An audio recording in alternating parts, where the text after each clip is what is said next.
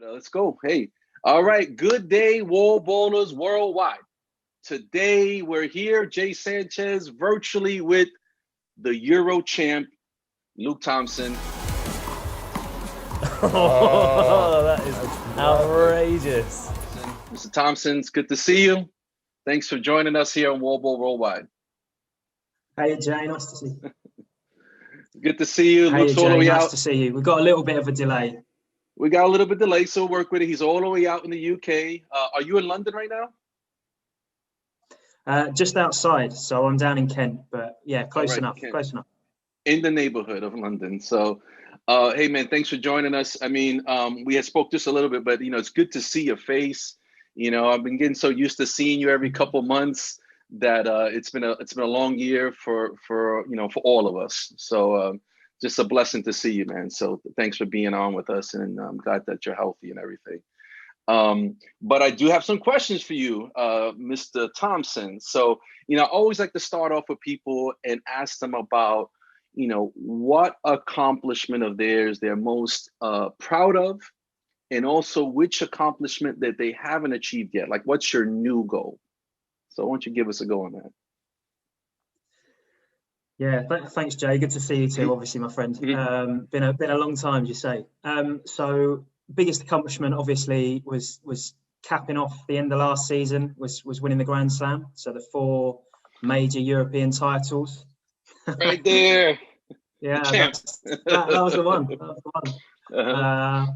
Yeah, that was pretty special, actually. Obviously, worked really hard for that. I had no way at the start of the season I thought that would ever be achievable. And then one tournament after another, starting with the Spanish and then the Belgian and then the Dutch, and then by the time the UK came around, managed to get a win. So that was an amazing season, really. Achievement I'd love over the next couple of years. I don't know. I'd love to win I'd love to get out to a tournament in the US and do well in one of the big tournaments out there. That would be great. Be it singles, doubles, I don't know, but just go and show that us Europeans can do something on the worldwide scene as well. That'd be amazing. Well, hey, again, congratulations on slamming, because you went through some very impressive competition to achieve that feat. And can't be enough said about the guys that like Loic and all these amazing players that you had to go against. So congratulations on that. That's some feat, to this slam in anything, but also be the first one to do it in the 10 years that the tour has been in existence. So again, congratulations on that. So Luke, why don't you tell us, I mean, I've heard a little bit of this story. It's almost like a lore, right? Like a folklore, but a little bit of the story. Like, tell us a little bit about, how you guys started in handball, like how long you've been playing, and what are some of your early influences in handball, wallball? I started playing, I guess, the English version of Wallball, which was called Fives. The Fives. It's very different from Wall School, so it's our paid for schools. Fives is. So it's quite an elitist sport over here. It's kind of the opposite of Wallball in the sense of Wallball's quite a street game, isn't it? Which is great and kind of makes Wallball special in a sense from a lot of other sports. But I started playing Fives while I was at school, and I did that for probably 5 or 6 years. And when I was about 16, turning 17, Dan Grant, who'd seen me play at one of the schoolboy tournaments, asked if I wanted to come out and try Wallball. So I said I'd give it a go, and then slowly, converted, fell in love with it. Eventually gave up Fives when I was about 20, 21. So a very early retirement from that sport. And then, I took on Wallball more seriously. And kind of got me where I am now. And I'm still playing with Dan Grant, obviously, as my doubles partner. So shout out to him. He was there from the very beginning, got me involved, and it's still going now. So that was kind of my early experiences of Wallball, really. So I've not, in the grand scheme of things, I've not played for that long. I mean, I'm 28 now, so I've been playing for about 10 years. And for a lot of that time, I was at university up in the Midlands, so in the middle of England. I didn't have any Wallball courts, so I was there for 5 years. So of that 10 years, only 5 of it really have I've been playing seriously. So We got a little bad connection, but yeah, hopefully I think everybody can still a hear. lot of the players in Europe are like that. We've kind of converted a little bit of a delay. Always the tech problems. But yeah, so it's very similar to a lot of players in Europe, where we're kind of the top players in our own sports. We then convert over to Wallball, and then try and find our way through in a new game. So it's been a fun journey. So tell me, because this is the part that always got me, is about like how did you train in isolation? I mean, in a sense where were there other players around during your training for you or for you to train with? So a bit of a bit of a mix really. I still live with my parents. I'm very fortunate. My dad is super helpful when it comes to training. So whether it's just like feeding me balls to practice with, or like, I mean, if you're practicing your serve, will just help you pick balls up for a start. I mean, you can do lots and lots of stuff on your own. I think it's really undervalued being able to get on court and train on your own. And then of course, like there's some good GB players, so I'm able to get some game practice in. But we don't have many courts. We don't have access to courts that often, so it's quite difficult to get court time to play lots of games. So the majority of my time I spend, as I say, training on my own. So I probably, obviously not in lockdown, but I train 4 or 5 times a week on my own, and then a couple of times with other people. And then I was really lucky last summer, 2019, the summer 2019, before I had the big sort of run in the tournament. So I got out to the US for 3 weeks out in New York, and that was going to be my next. That made a big difference too. That was going to be my next question, Luke, was, speaking of training, tell us more about that, but first, before we even get into that, first, props to dad, thanks to dad. All right. And the fact that you were training, Agreed. In this way makes your accomplishments, to me, that much more impressive. It wasn't like you were out there, playing, court time, getting 5-10 games a day. So again, props on that. But, tell us about that. Tell us, I've talked about this before, but, tell us about what it was like to go to New York and to train with some, really good players out there, and mention some of the guys that you played with. Yeah, for sure. I mean, obviously, it's brilliant to be able to play at such a high level consistently. I mean, there are some really good players around Europe, so you get games that are obviously not quite at the top level of the top Americans, not a million miles off, but you don't get them very often. I get 4 tournaments a year against them, whereas I go out to the US and I'm playing that quality handball for 3 weeks every day in a row. So, obviously the opportunity to play and the various different styles that people have got is so different playing in New York. Like, I mean, you play outdoors for a start, which, I mean, even it's something simple, but there's like shadows on the court, or the fact that you see the sky in the background, whereas when you play in a sports hall, you don't have that. I mean, it sounds silly, but it's true. Things like it's concrete, so the bounce of the ball is just different. I mean, you see how often the Americans come over to Europe and find it difficult. It's tough. That's to say, I was just going to say that it's tough. Sport. It's tough for us to play indoors. Yeah. It's so different. And I mean, like you do really see it. I know I played against some of the Americans that have come over to Europe, and actually, it's a very different outcome in terms of the result. Like, I mean, there are some of the Americans that I've beaten quite comfortably in Europe. That actually is just a different story when you play them on a concrete court out in on a concrete court. Courts out there. So yeah, I mean, it's great to experience some of the differences like that. I mean, I had huge amounts of support while I was out there. People like Pito and Taiwan. I played with them really regularly. Obviously, I know Timbo quite well, and he always gives me tips on little bits and pieces. Like Willie, Blanco, Vlad, Klim is just somebody that's really helped me through my Wallball journey from a really young age. I mean, the first European event I ever won was a doubles tournament playing with Vlad a long time ago. But yeah, I mean, he's a fantastic coach, and so he's given me loads of tips along the way. But loads and loads of different players that I got to experience playing with out there. And yeah, I mean, it's just a great experience, really. When I spoke to Taiwan, he had a lot of good things to say about you. So I think you made an impression, and also we can't. But hold on, I was gonna say we can't forget Herman. So give Herman his little Big Daddy, Big Brother Herman too. I was going to come on to Herman in a second. I was going to say with Taiwan that I must have got him very fit over that summer, because we played a lot of doubles, and it was a lot of 2v1 when we were playing against some of the top boys, I have to say. So no, it was great fun. But yeah, you've mentioned him, but I was going to come to him in a second anyway. But yeah, Herman was just an absolute saviour when I came out to New York. I mean, obviously he put me up, gave me accommodation. I mean, he took me around all the parks. I mean, just in terms of like enabling that trip for me, he was just a lifesaver. But then obviously, I mean, he's an incredible player, Herman. I mean, he's given obviously some of the mobility issues that he'd had in recent years. I mean, he was still a very, very handy doubles player. And I mean, now it looks like his hips on the mend. New hip Herman. To see him back in full flow, but new hip Herman is in effect. Yeah, he is. Yeah, Herman's a great guy. As well. Great guy. We love Herman, man, and he's a legend in his own really right. Nice but guy. so all right. So We're hey, back. we're back. I mean, again, sorry folks for the delay. Again, we're only like a billion miles away from each other. So a lot of people out there, don't even.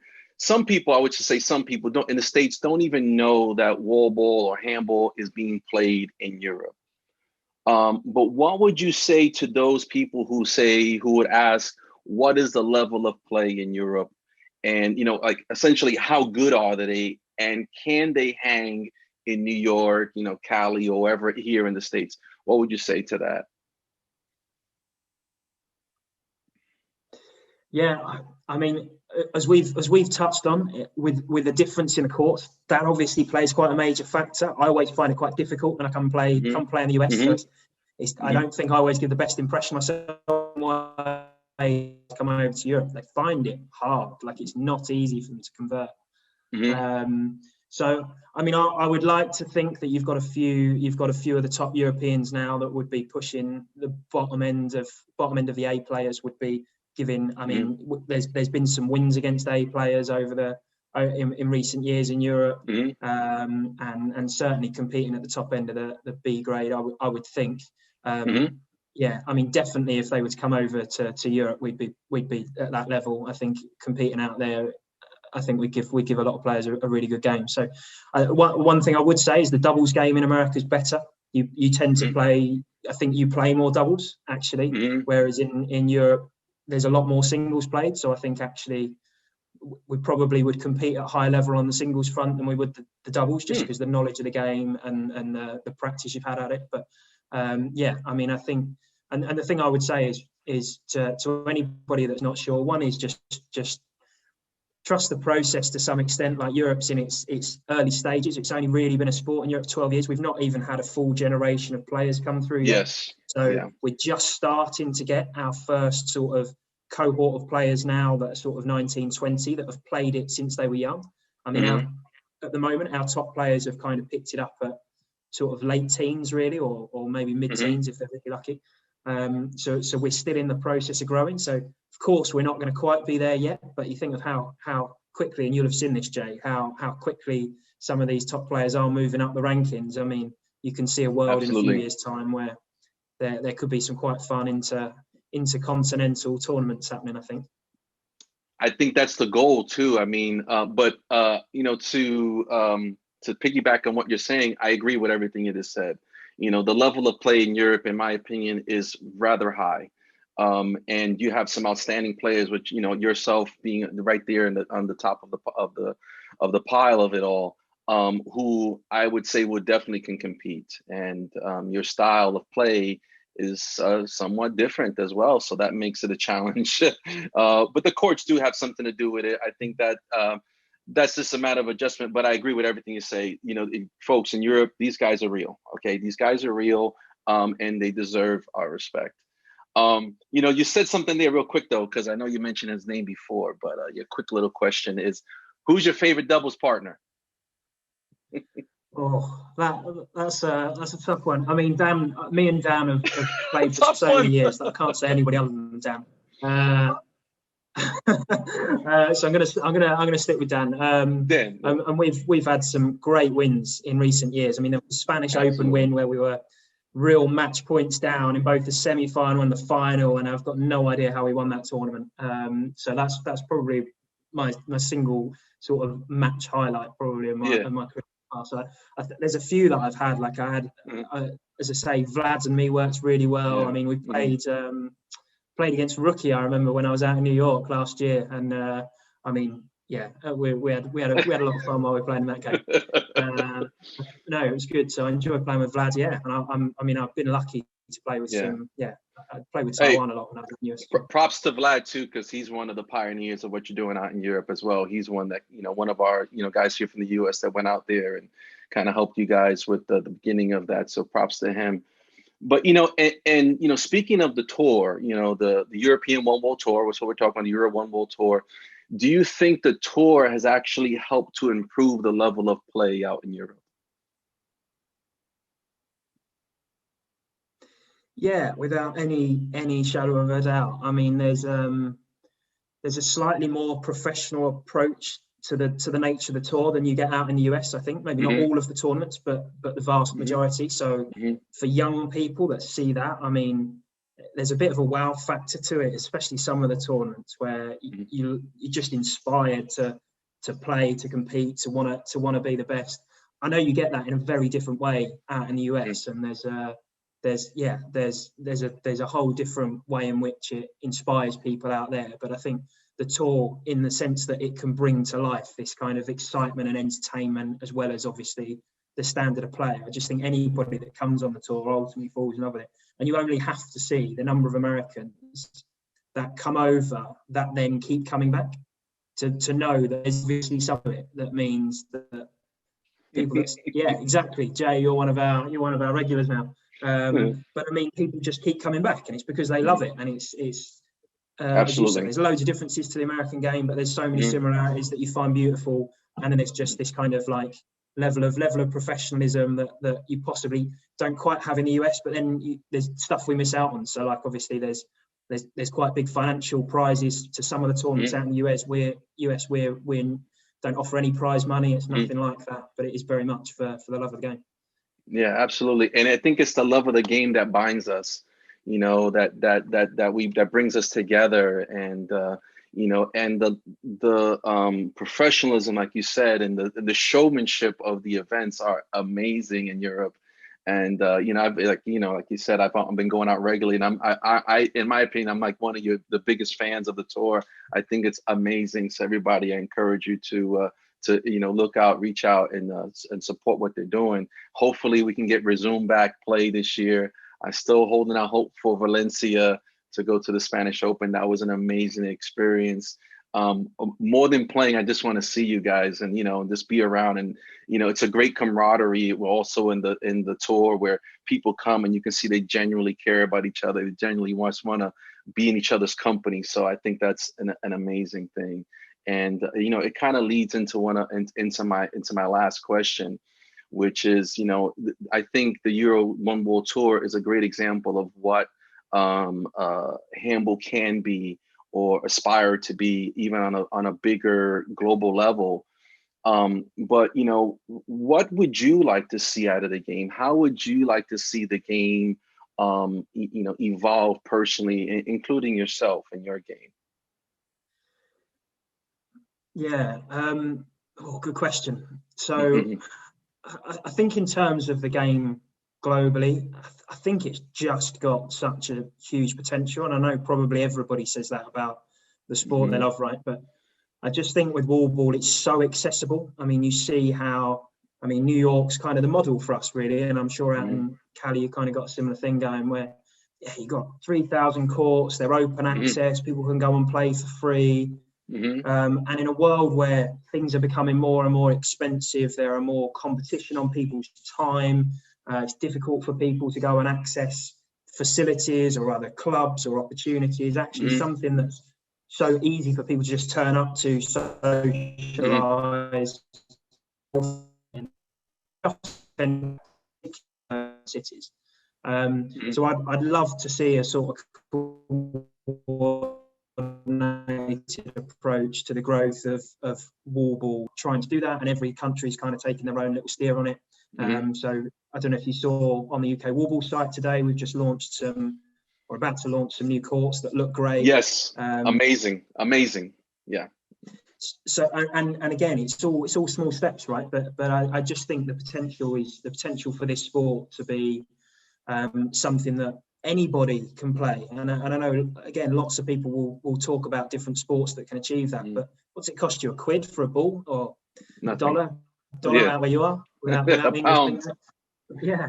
I mean, like, it's so easy, isn't it? You just turn up and you have a ball that's cost you $1 or a couple of dollars, and you can play. I mean, that for me, there's just huge potential, isn't it?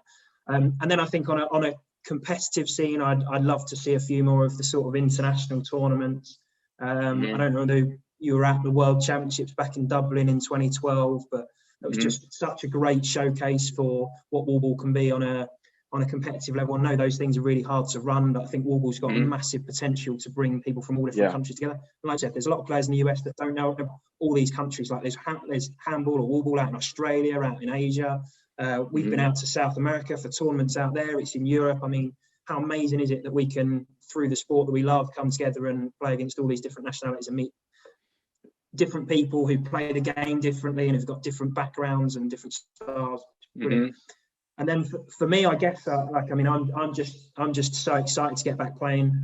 It's been obviously a year out of the game now, over a year since our last tournament. It's crazy. Like you said, obviously, I love the people. I mean, for me, I absolutely love competing. I love this idea that, you can get training, you can push yourself, and you can go and test yourself at different levels against the best, and that's what I want to do. So, I was on such a fly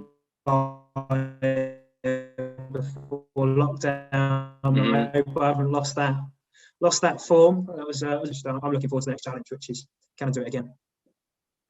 Well, it's it's like riding a bike, right? You never quite lose it, but hopefully we can get back to it. And I agree with you too on there's a lot of potential, and one of the common themes that I've been talking about in these interviews is how can the game evolve. And I think that there's enough people out there now who have the goal of, or the aspiration or wish for it to grow, that hopefully there will be enough momentum to see that happen. And it's going to take organizations like the Euro1Wall League and UK Wallball, who and organizations here who lead the way to potentially create more collaboration with each other.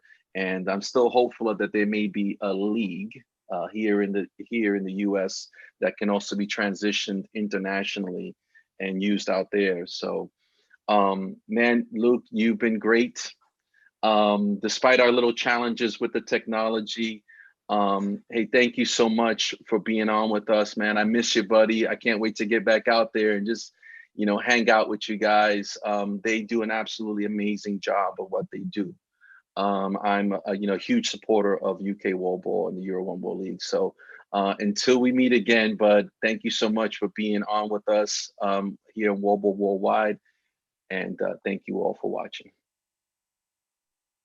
All right.